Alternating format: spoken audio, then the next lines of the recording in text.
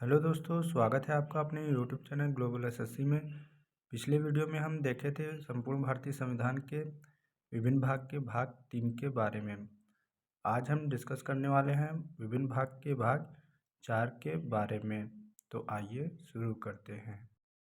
भारत के संविधान के भाग 4 अनुच्छेद 36 से 51 के राज्य के नीति निर्देशक सिद्धांत डीपीएसपी शामिल है। अनुच्छेद 36 राज्य के नीति निर्देशक तत्वों की परिभाषा का हिस्सा है। भारतीय संविधान के अनुच्छेद 37 निर्देशक सिद्धांतों के कार्यों के बारे में अवगत करता है। इस सिद्धांतों का उद्देश्य लोगों के लिए सामाजिक आर्थिक न्याय सुनिश्चित करना और भारत को एक कल्याणकारी राज्य के रूप में स्थापित करना है। सिद्धांतों का वर्गीकरण। निर्देशक सिद्धांतों को उनके वैचारिक स्रोत और उद्देश्यों के आधार पर वर्गीकृत किया जाता है। ये निर्देश निम्नलिखित रूप से वर्गीकृत हैं। पहला है समाजवादी सिद्धांत, दूसरा है गांधीवादी सिद्धांत, तीसरा है उदार और बौद्धिक सिद्धांत। अनुच्छेद 38 के अनुसार राज्य सामाजिक, आर्थिक और राजनीतिक न्याय सुनिश्चित कर आय, स्थिति, सुविधाओं तथा अवसरों के असमानताओं को कम करके सामाजिक व्यवस्था को सुरक्षित एवं संरक्षित कर लोगों के कल्याण को बढ़ावा देने का प्रयास करेगा। 1978 के 44वें संशोधन अधिनियम द्वारा अनुच्छेद 38 के तहत एक नया DPSP directive principle of state policy जोड़ा गया, जिसके तहत राज्य को आय, स्थिति, सुविधाओं और अवसरों के असमानताओं को कम करने का आवश्यकता है। 2002 के 86वें संशोधन अधिनियम ने अनुच्छेद 45 की विषय वस्तु को बदल दिया और प्रारंभिक शिक्षा को अनुच्छेद 21A के तहत एक मौलिक अधिकार बना दिया। अनुच्छेद 38 के अनुसार लोक कल्याण को उन्नति हेतु राज्य सामाजिक व्यवस्था बनाएगा।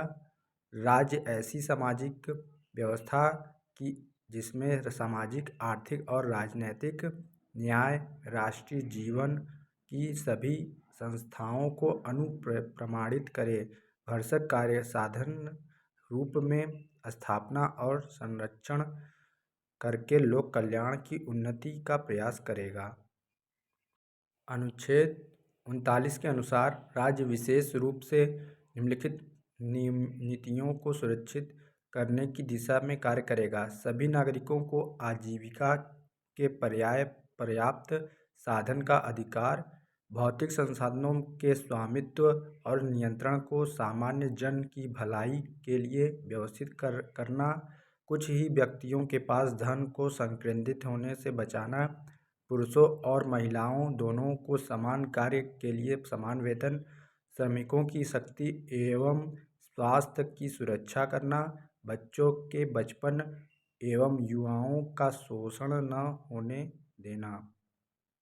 अनुच्छेद 40 के अनुसार राज्य ग्राम पंचायतों को स्वशासन की इकाइयों के रूप में संगठित करने के लिए कदम उठाएगा।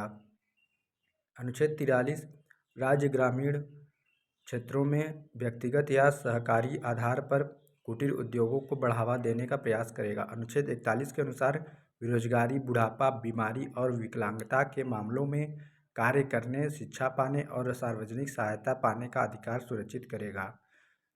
अनुच्छेद 42 के अनुसार राज्य काम की न्यायसंगत और मानवीय परिस्थितियों को सुनिश्चित करने एवं मातृत्व राहत के लिए प्रावधान करेगा।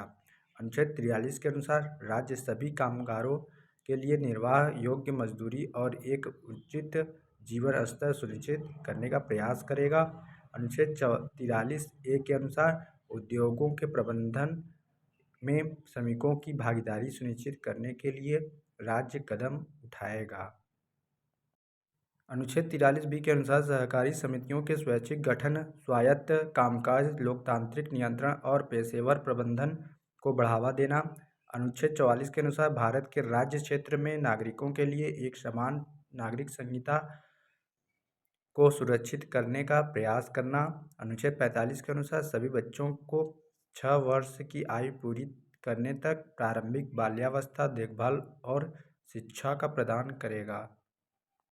अनुच्छेद 46 के अनुसार राज्य समाज के कमजोर वर्गों, विशेषकर अनुसूचित जातियों, SC अनुसूचित जनजातियों, एसटी और अन्य कमजोर वर्गों के शैक्षिक और आर्थिक हितों को बढ़ावा देगा। अनुच्छेद 47 के अनुसार राज्य सार्वजनिक स्वास्थ्य में सुधार के लिए कदम उठाएगा और नशीले पेय तथा स्वास्थ्य के लिए हानिकारक नशीले पदार्थों के सेवन पर रोक लगाएगा। अनुच्छेद 48 के अनुसार गायों, बछड़ों और अन्य दुधारू पशुओं के वध पर रोक लगाने और तथा मवेशियों को पालने एवं उनकी नस्लों में सुधार करने के लिए है। अनुच्छेद 48A के अनुसार पर्यावरण की रक्षा और सुधार करना तथा देश के वनों एवं वन्य जीवों की रक्षा करना से संबंधित है।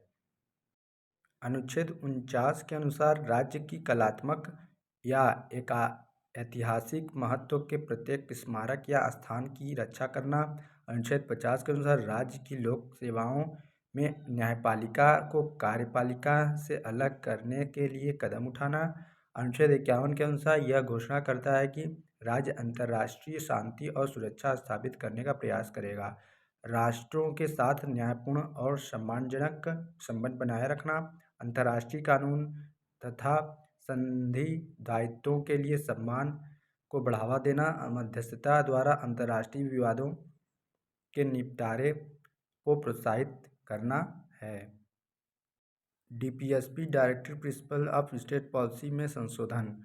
42वां संविधान संशोधन 1976। इसमें नए निर्देश जोड़कर संविधान के भाग 4 में कुछ बदलाव किए गए। अनुच्छेद 39A में गरीबों को निःशुल्क कानूनी सहायता प्रदान करना। अनुच्छेद 43A के अनुसार उद्योगों के प्रबंधन में श्रमिकों की भागीदारी। अनुच्छेद 48A के अनुसार पर्यावरण की रक्षा और उसमें सुधार करना। 44वां संविधान संशोधन 1977 के अनुसार इसने धारा 2 को अनुच्छेद 38 में सम्मिलित किया, जो घोषित करता है कि राज्य विशेष रूप से आय में आर्थिक असमानताओं को कम करने और व्यक्तियों के बीच नहीं बल्कि समूहों के बीच स्थिति, सुविधाओं एवं अवसरों संबंधित असमानताओं को खत्म करने का प्रयास करेगा। इसमें मौलिक अधिकारों की सूची में से संपत्ति के अधिकारों को भी समाप्त कर दिया गया। वर्ष 2002 का 86वां संविधान संशोधन इसमें अनुच्छेद 45 के विषय वस्तु को बदल दिया और प्रारंभिक शिक्षा को अनुच्छेद 21A के तहत मौलिक अधिकार बना दिया गया। इस वीडियो में ये इतना ही दोस्तों। अगले वीडियो में हम भारतीय संविधान के भाग 5 के बारे में विस्तृत अध्ययन करेंगे। धन्यवाद दोस्तों।